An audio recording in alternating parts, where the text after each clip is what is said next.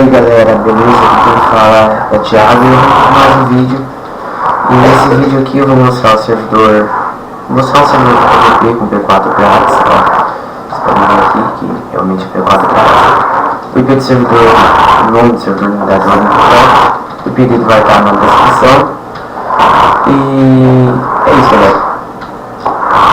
O servidor bem legal. Eu gravei agora de pouco no X1 no Arping. E eu tinha gravado essa parte, só que pegou. Então, segue o vídeo com o X1 do cliente.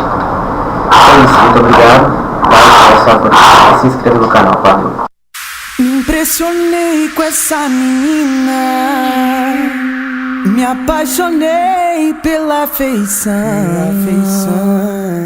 mas essa boca me alucina, quando o joelho vai no chão.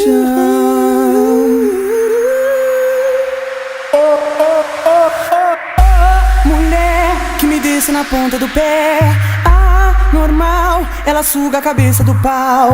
Ejaculei, meu pipi começou a chorar. Disse que com teus lábios adorou dialogar. Mulher que me desce na ponta do pé, normal, ela suga a cabeça do pau.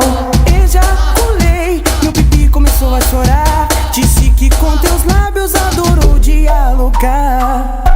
Mulher que me desce na ponta do pé, normal, ela suga a cabeça do pau. Ejaculei, meu pipi começou a chorar. Disse que com teus lábios adorou dialogar. E aí, Pedro Detona Funk, cê é louco, cachorreira? Aí, não faz mais isso não, caramba, não aguenta, cachorro. As minas se espalham igual pó de tangue, jogou na água, vira suco. Me impressionei com essa menina, me apaixonei pela feição, mas essa boca me alucina, quando o joelho vai no chão.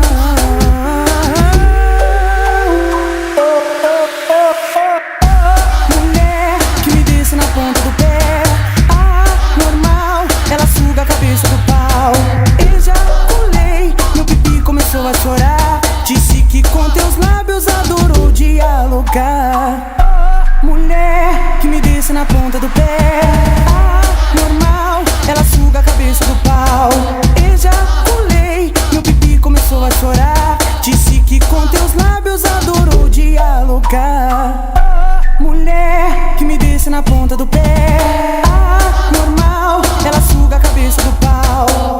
Ejaculei, meu pipi começou a chorar. Disse que com teus lábios adorou dialogar. E aí, Pedro Detona Funk, cê é louco, cachorreira? Aí, não faz mais isso não, caramba, não aguenta, cachorro. As minas se espalham igual pó de tangue, jogou na água, vira suco.